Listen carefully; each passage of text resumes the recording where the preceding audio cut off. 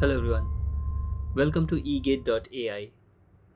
इस वीडियो में हम लोग फाइल सिस्टम और डेटाबेस के बीच में डिफरेंस को समझेंगे, लेकिन उससे पहले थोड़ी सी कुछ चीज़ें प्रैक्टिकली समझना बहुत ज़रूरी है। ओके। और शायद ये कहीं आपको ना मिले, तो मैं अपने एक्सपीरियंस से इसको आपको थोड़ा सा समझाना चाहूँगा, और आप समझ जाओगे तो समझ में आएगा कि ऑब्वियस ही बात है। But just to mention this, file system और डेटाबेस।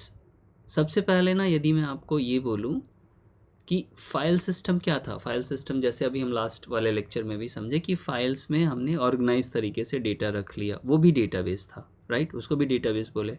और फिर हम डेटाबेस अलग से क्यों बोल रहे हैं, तो अब इस लेक्चर से हम लोग डेटाबेस का मतलब डेटाबेस मैनेजमेंट सिस्टम के अंदर जो डेटाबेस बनाते हैं, जिसके अंदर टेबल्स बनाते हैं, उस डेटाबेस की बात कर रहे होंगे। तो सबसे पहले तो ये अंडरस्टैंडिंग हम सेट कर लें। और दूसरा चीज़ ये कि फाइल सिस्टम मतलब कि हम फाइल्स के अंदर, मान लो कि एक फ़ोल्डर है, राइट, और फोल्डर के अंदर बहुत सारे अपन फाइल्स बना रहे हैं, है ना। सो बहुत सारे इसके अंदर फाइल्स हैं, ठीक। तो ये फाइल सिस्टम है मेरा, है ना। और ये कंपैरिजन इसी का है कि फाइल सिस्टम में भी तो हम डेटा रख सकते हैं स्टोर करके, अलग अलग फाइल बना लिया, राइट। और डेटाबेस जो हमारा टेबुलर फॉर्मेट है, स्ट्रक्चर्ड फॉर्मेट है, उसकी बात हो रही है, राइट। तो दोनों में आखिर डिफरेंस क्या है, राइट।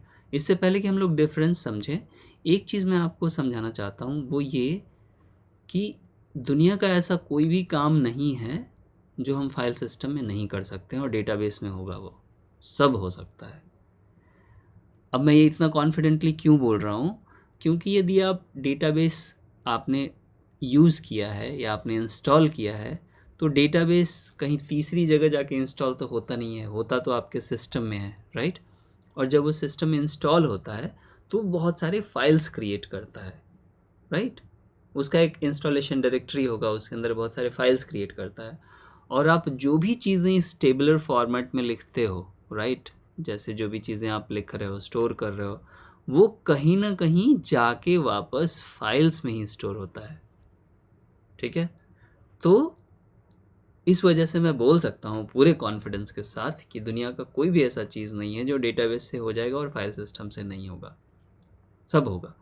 लेकिन फिर भी हम फाइल सिस्टम को बोलते हैं कि फाइल सिस्टम अच्छा नहीं है, क्योंकि अब हम फाइल सिस्टम में मान लो कि वो सारी चीज़ें करना चाहते हैं जो डेटाबेस में हो सकता है, तो होगा कुछ नहीं, हम एट द एंड एक डेटाबेस मैनेजमेंट सिस्टम ही बना देंगे, क्योंकि आप वो सारी चीज़ें बनाने लगेंगे ना। आप डेटाबेस में राइट करने का एक मैकेनिज़्म बनाएंगे, रीड करने का बनाएंगे, परमिशन कंट्रोल बनाएंगे, कॉन्करेंसी कंट्रोल के लिए क्यूइंग बनाएंगे कि क्यू में ही डेटा प्रोसेस होगा एंड ऑल। तो basically at the end you will end up with creating a new database management system. You can name it after your name. So अब आप समझ गए होंगे कि मैं क्या बोल रहा हूँ, कि डेटाबेस चाहे जो भी हो, इवेंचुअली वो फाइल सिस्टम के फॉर्मेट में ही स्टोर हो रहा है आपके सिस्टम में, राइट। तो फाइल सिस्टम से भी सारी चीज़ें हो सकती है। अच्छा, कभी कभी फाइल सिस्टम बहुत फास्ट भी होता है।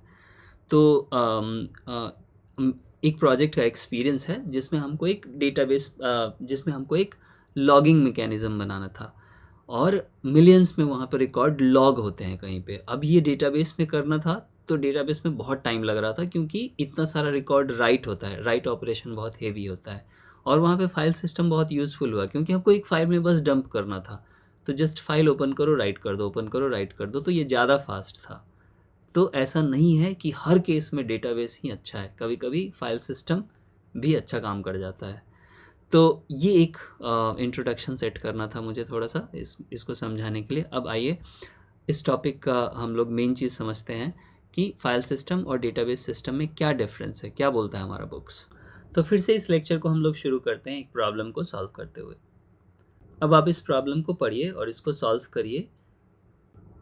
नाउ अब आपका जो भी सॉल्यूशन है, हम लोग आगे बढ़ते हैं, फिर इस लेक्चर के एंड में इस प्रॉब्लम को फिर से देखेंगे, एंड आई एम श्योर कि आप उसको सॉल्व कर पाएंगे। तो स्टार्ट करते हैं। तो सबसे पहले हम लोग समझते हैं कि डेटा ऑर्गेनाइजेशन के टर्म्स में फाइल सिस्टम और डेटाबेस में क्या डिफरेंस है। तो यदि मैं आपको थोड़ा सा रिकॉल कराऊं, तो फाइल सिस्टम में क्या होता है कि फाइल सिस्टम में आपका फोल्डर के अंदर फोल्डर, फोल्डर के अंदर फोल्डर, ऐसे करके फिर इवेंचुअली फाइल होता है, राइट। तो एक हिरारिकल सिस्टम होता है है ना। फोल्डर भी कुछ नहीं बट फाइल ही है ना। तो बेसिकली आपके पास एक हिरारिकल ऑर्गेनाइजेशन होता है। तो यदि मैं लिखना चाहूँ तो वी कैन राइट, जबकि डेटाबेस मैनेजमेंट सिस्टम में, डेटाबेस में ये स्ट्रक्चर्ड होता है, structured in terms of tables and यदि मैं नो एसक्यूएल के टर्म में बात करूँ तो डॉक्यूमेंट्स, है ना। रिलेशनल में टेबल, नो एसक्यूएल में डॉक्यूमेंट्स। सो स्ट्रक्चर्ड यहाँ पे हमारे पास डेटा ऑर्गेनाइजेशन होता है। अब यदि हम डेटा रिट्रीवल की बात करें तो डेटा रिट्रीवल यहाँ पे क्या होता है। अब मैं फिर से आपको रिकॉल कराऊंगा, फाइल सिस्टम में आप कैसे डेटा रिट्रीव करते हो। यदि टर्मिनल से करना हो तो सीडी करके आप रिट्रीव कर सकते हो, राइट। तो बेसिकली सीक्वेंशियली और एट द सेम टाइम एक फ़ाइल के अंदर यदि आपको रीड करते हुए जाना है तो सीक्वेंशियली आप रीड करते जाते हो, है ना, line by line, line by line. So एक एक लाइन करके सीक्वेंशियली आप रिट्रीव करते हो, तो इसको मुझे बोलना होगा sequential data retrieval, right. But इस केस में, डेटाबेस के केस में हमारे पास क्या होता है, एक स्ट्रक्चर्ड क्वेरी लैंग्वेज होता है, थोड़ा सा पता होगा आपको, और नहीं तो डीबीएमएस स्टोरी से पता होगा। स्ट्रक्चर्ड क्वेरी लैंग्वेज होता है जिसको यूज़ करके हम बड़ी आसानी से डेटा रिट्रीव कर लेते हैं और डिफरेंट डिफरेंट फैशन में कर लेते हैं, नॉट नेसेसरीली सीक्वेंशियल जाना है अपने को। नेक्स्ट पॉइंट है डेटा इंटीग्रिटी एंड कंसिस्टेंसी। तो डेटा इंटीग्रिटी एंड कंसिस्टेंसी जो हैंडल होती है वो परमिशंस, रोल्स और यूज़र्स के बेसिस पे होता है। फाइल सिस्टम में भी हमारे पास यूज़र्स परमिशंस हैं, जैसे ऑपरेटिंग सिस्टम लेवल पे हम मल्टीपल यूज़र्स क्रिएट कर पाते हैं, राइट। तो इसमें बेसिक सा हैंडलिंग है हमारे पास, है ना, ऐसा नहीं बोलेंगे कि बिल्कुल नहीं है, राइट। और हमारे पास फाइल परमिशंस होते हैं, यदि आपको कमांड लाइक chmod, chown ये सब पता है तो बेसिक हैंडलिंग होती है, बेसिक परमिशंस होता है फाइल में भी, राइट। लेकिन डेटाबेस में हमारे पास एडवांस हैंडलिंग है। आगे चल के हम लोग एसिड प्रॉपर्टी भी पढ़ेंगे जिससे थोड़ा सा ये सब चीज़ और क्लियर होगा। अभी मैं बस ऐसे के लिए लिख दे रहा हूँ। ये हो गई इंटीग्रिटी एंड कंसिस्टेंसी की बात। In terms of concurrency, again यहाँ पे हमारे पास कोई कॉन्करेंसी कंट्रोल नहीं है। तो इसको हम लोग, मतलब यहाँ पे जब भी मल्टीपल यूज़र इसको यूज़ करेंगे तो it's more probable that we will get inconsistency in database. So concurrency is not handled here, while I would say not handled, while we have concurrency control here, right. So proper concurrency control mechanism होता है, हम लोग dedicated एक chapter भी हमारे पास इसके लिए। अब बैकअप और रिकवरी की बात करें तो फिर से मैं थोड़ा सा आपको रिकॉल कराऊं, तो आप कैसे बैकअप रिकवरी करते हो फाइल सिस्टम्स में। तो आप फाइल को कॉपी करके कहीं बैकअप रख लिया और रिकवर करना है तो फिर बैकअप से निकाल लिया, राइट। तो एक बेसिक सा कॉपी पेस्ट टाइप का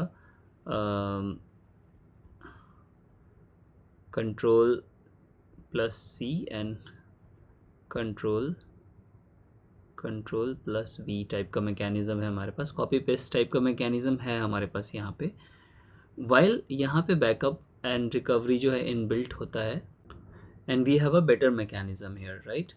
अगेन सिक्योरिटी की बात करनी है तो जैसा मैंने कॉन्करेंसी के टाइम में बोला, सिक्योरिटी में भी हमारे पास ऑपरेटिंग सिस्टम लेवल पे हम कुछ कंट्रोल्स कर सकते हैं, बट बहुत ही ऑप्टिमम सिक्योरिटी नहीं है जो कि सिर्फ फाइल पे ऑपरेट होती हो।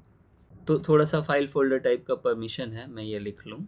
बट अगेन डेटाबेस में सिक्योरिटी हमारे पास बेटर होता है, हमारे पास ग्रैनुलर परमिशंस होते हैं, राइट। डिफरेंट परमिशंस होते हैं, हर यूज़र को जब आप क्रिएट करते हैं तो उसको परमिशंस अलाउ करते हैं, तो I call it granular security control है हमारे पास। ग्रैनुलर परमिशंस डिफाइन करने की अथॉरिटी है, और आई वुड से प्रोविज़न है यहाँ पे। Again in terms of data redundancy, you can imagine कि यहाँ पे डेटा रिडंडेंसी थोड़ा सा होगा और उस पर कंट्रोल भी नहीं होगा। फाइल के अंदर हम क्या लिख रहे हैं, क्या नहीं लिख रहे हैं, राइट। एक ही बात को बार बार लिख रहे हैं तो उसका कंट्रोल, इनबिल्ट कुछ कंट्रोल नहीं होगा। अब बनाना चाहो तो बना सकते हो, जैसे आपने एक पार्सर लिख लिया, जब भी कुछ लिख रहे हो तो चेक कर रहा है कि पूरे फाइल में कहीं है कि नहीं। तो there is nothing inbuilt, while यहाँ पे रिडंडेंसी कंट्रोल के लिए हमारे पास मैकेनिज़म्स डिफाइंड हैं, like one of the mechanism is normalisation which is very famous, और हम लोग इसको पढ़ेंगे भी बहुत डिटेल में, नॉर्मल फॉर्म्स निकालेंगे। तो हमारे पास यहाँ पे रिडंडेंसी कंट्रोल के तरीके हैं, राइट। नाउ यदि हम डेटा रिलेशनशिप की बात करें तो अगेन यहाँ पे कुछ डिफाइंड तरीका नहीं है हमारे पास, और जैसा कि मैंने पहले बोला था कि आप कुछ भी कर सकते हो। तो चलो आप चाहो तो कोड लिख के बना सकते हो कि हम डेटा रिलेशनशिप्स डिफ़ाइन कर पाएँ, बट कोई इनबिल्ट डिफाइंड तरीका नहीं है। हर कोई अपना खुद बनाएगा और बना सकता है, बट डिफाइंड नहीं है।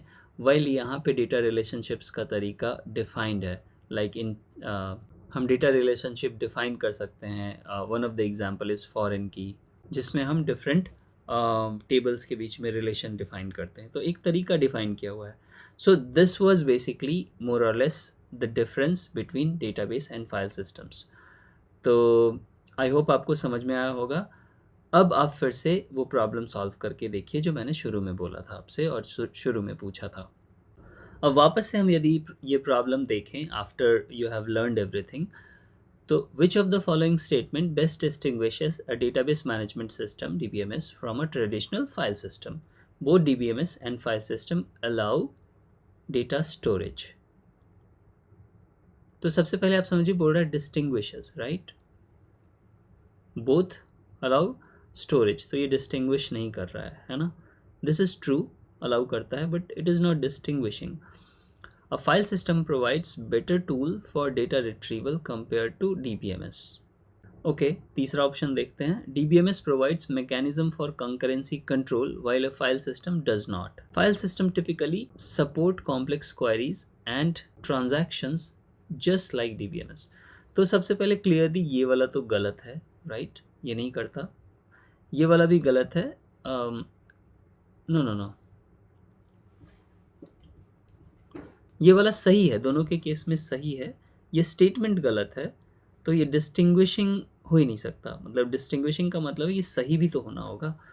ये वाला जो है ये बोलता है कि दोनों फाइल रिट्रीवल जो है सही मतलब सपोर्ट करता है, दो इट्स नॉट करेक्ट। जैसा कि आप समझ रहे होंगे, retrieval is better in DBMS using SQL, right. But ये डिस्टिंग्विशिंग कोई फीचर इसने नहीं बोला है, राइट। बट सी को देखते हैं। सी बोल रहा है provides mechanism for concurrency control while a file system does not. तो ये बात सही है, DBMS के पास कॉन्करेंसी कंट्रोल मैकेनिज्म है, फाइल सिस्टम के पास नहीं है। तो this is the correct answer, right.